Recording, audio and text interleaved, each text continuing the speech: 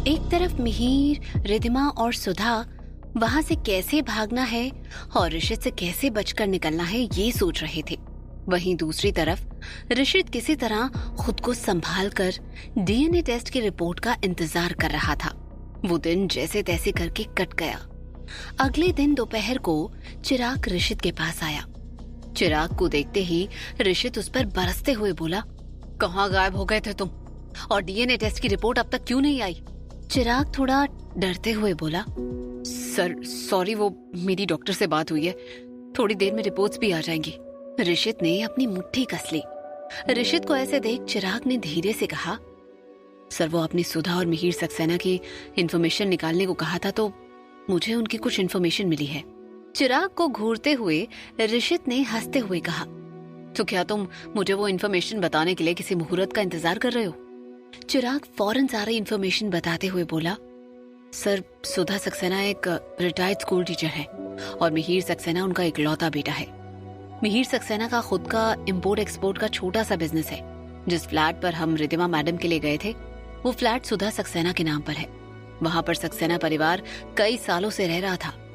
उनका एक और फ्लैट है जहां पर फिलहाल वो सब रह रहे हैं। वो फ्लैट मिहिर सक्सेना के नाम पर है। वैसे इस फ्लैट के बारे में ज्यादा किसी को पता नहीं है, तो शायद इसलिए उन्होंने सोचा होगा कि हमें भी इस फ्लैट के बारे में पता नहीं चलेगा। पर रिधिमा मैडम जब निशांत को डिस्चार्ज करा के निकली तो वो सीधे वहीं गई, इसलिए हमें पता चल गया। ऋषित ने खुद का दिल मजबूत करते हुए पूछा, रिधिमा और मिहिर के बारे में कुछ और पता चला? जिस पर चिराग ने धीरे से कहा, हमें ये पता चला है कि मिस्टर मिहिर की कई सारी गर्लफ्रेंड रह चुकी हैं, पर उनकी कोई भी रिलेशनशिप लॉन्ग नहीं थी और अक्सर वो रिधिमा मैडम के बुटीक पर जाते हैं और कई बार निशांत को स्कूल से पिक भी करते हैं। छुट्टी के दिन वो रिधिमा मैडम और निशांत के साथ घूमने फिरने में बिताते हैं। ये सुनकर ऋषित सोच में पड़ गया कि रिधिमा और मिहिर की शादी हुई है या नहीं। क्या रिधिमा भी मिहिर के कई गर्लफ्रेंड में से एक है? तभी चिराग ने कहा, निशांत के बर्थडे के बारे में मैंने उसके स्कूल से पता करवाया है। चिराग की ये बात सुनकर ऋषित अपने ख्यालों से बाहर आया और उसने एक्साइटेड होकर पूछा, निशांत की बर्थ डेट क्या है? चिराग ने जैसे ही निशांत की बर्थ डेट बताई, ऋषित की आंखें हैरानी से बड़ी हो गई। निशांत का जन्म रिधिमा के एक्सीडेंट के 2 दिन बाद ही हुआ था। मतलब साफ था कि निशांत उसका और रिधिमा का ही बेटा था। तभी चिराग का फोन बजने लगा। फोन पर बात करने के बाद चिराग ने ऋषित से कहा, सर डीएनए टेस्ट की रिपोर्ट आपकी मेल पर भेजी गई है। ऋषित ने फौरन अपना फोन निकाला और मेल चेक करने लगा। रिपोर्ट्स पढ़कर ऋषित के चेहरे पर बड़ी सी मुस्कान आ गई। ऋषित खुशी से चीखते हुए बोला, वो मेरा बेटा है, निशांत मेरा बेटा है। ऋषित की खुशी उसकी आंखों से भी झलक रही थी। उसे ऐसे खुश देख चिराग के चेहरे पर भी मुस्कान आ गई और वो खुश होते हुए बोला, बधाई सर, आपका और रिधिमा मैडम का बच्चा जिंदा है और निशांत ही आपका बेटा है। अगले ही पल ऋषित के चेहरे की मुस्कान गायब हो गई। ऋषित ने दिल ही दिल में सोचते हुए कहा, लेकिन फिर रिधिमा ने मुझसे झूठ क्यों कहा था? इतनी बड़ी बात उसने मुझसे क्यों छुपाई? उसने ऐसा क्यों कहा कि हमारा बच्चा मर चुका है? ऋषित ने गुस्से से चिराग को ऑर्डर देते हुए कहा, रिधिमा को अब सारे सवालों के जवाब देने होंगे। उसे फोन लगाओ और बताओ मैंने उसे बुलाया है। उसे आना ही होगा वरना अंजाम बहुत बुरा होगा। चिराग को थोड़ी टेंशन होने लगी। ना जाने उसका बॉस अब क्या करेगा, ये सोचकर उसने रिधिमा को फोन लगाया। उधर मिहिर के फ्लैट पर रिधिमा और बाकी सब पुणे जाने की तैयारी कर रहे थे। तभी रिधिमा का फोन बजा। चिराग ने रिधिमा को फोन पर बताया कि ऋषित ने रिधिमा को मिलने के लिए बुलाया था और चिराग ने रिधिमा को एड्रेस भी मैसेज कर दिया। रिधिमा ये सुन परेशान होने लगी। रिधिमा को परेशान देख मिहिर ने उससे पूछा, तुमने तो कहा था कि वो तुम्हारे पीछे नहीं आएगा, फिर अब तुम्हें मिलने को क्यों बुला रहा है? जिस पर रिधिमा ने सोचते हुए कहा, पता नहीं, ये तो उससे मिलकर ही पता चलेगा। परेशान होते हुए सुधा बोली, कहीं ऐसा तो नहीं कि उसे सच का पता चल गया हो? रिधिमा का दिल कांप उठा। कपकपाती हुई आवाज में वो बोली, नहीं, ऐसा नहीं होना चाहिए। उसे सच का कैसे पता चल सकता है? और अगर पता चल भी गया है तो वो निशांत के साथ क्या करेगा? हे भगवान। जिस पर मिहिर कुछ सोचते हुए बोला, एक बार उससे मिल लेते हैं, तुम अकेले मत जाओ, मैं भी चलता हूँ तुम्हारे साथ। देखते हैं वो क्या कहता है। रिधिमा को हौसला देते हुए मिहिर भी रिधिमा के साथ निकल पड़ा। दोनों ही वहां पहुंच गए जहां निशांत ने उन्हें बुलाया था। तभी ऋषित स्टाइल से अपनी कार में से उतरा। ऋषित को देख मिहिर रिधिमा के कान में बुदबुदाते हुए बोला, कुछ भी कहो, बंदे की स्टाइल बड़ी कमाल की है। रिधिमा बाहें चढ़ाते हुए बोली, तुम तो फिदा हो गए उस पर। मिहिर धीमे से मुस्कुराते हुए बोला, तुम्हें जलन हो रही है क्या? जिस पर रिधिमा आंखें गोल गोल घुमाते हुए बोली, शट अप मिहिर। ऋषित रिधिमा के साथ मिहिर को आए देख गुस्से से अपनी मुट्ठी कसते हुए बोला, मैंने तुम्हें अकेले आने को कहा था, पर लगता है तुम इस मिहिर के बगैर एक पल भी नहीं रह सकती। यहां भी उसे अपने साथ ले आई। रिधिमा ने सीधे सीधे सवाल करते हुए पूछा, तुमने मुझे यहां क्यों बुलाया है, ये बताओ।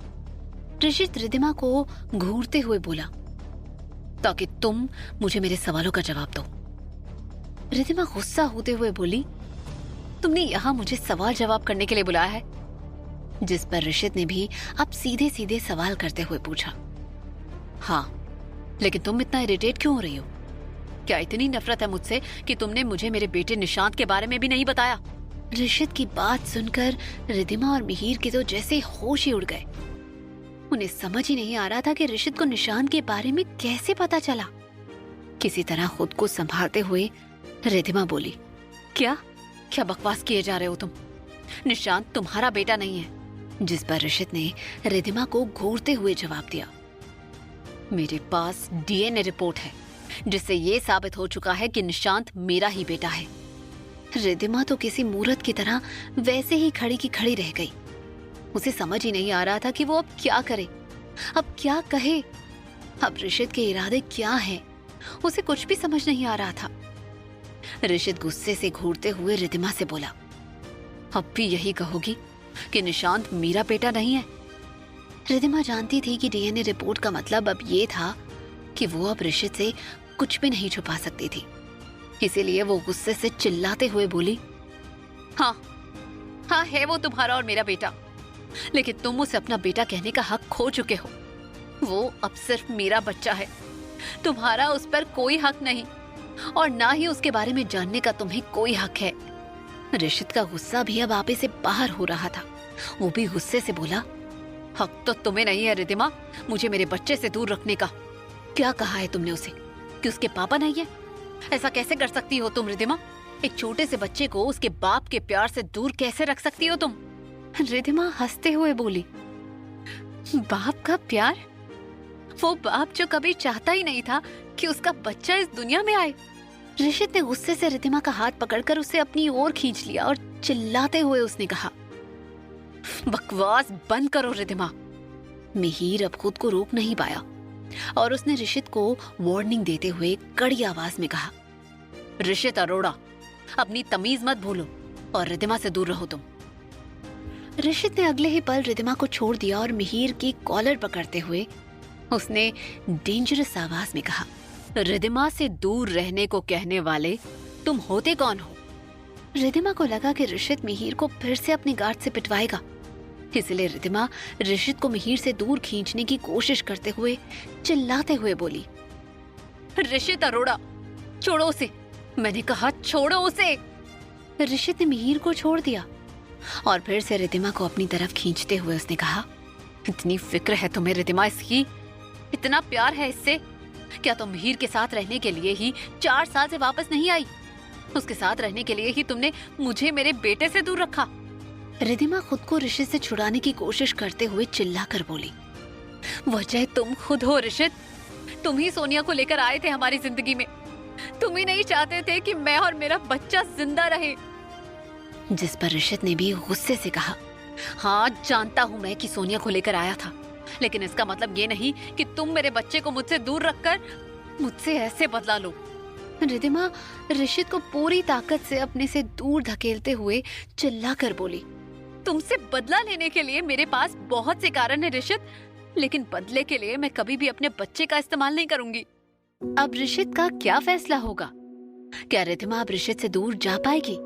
जानने के लिए सुनते रहिए क्यों दर्द है इतना इश्क में, सिर्फ पॉकेट एफएम पर।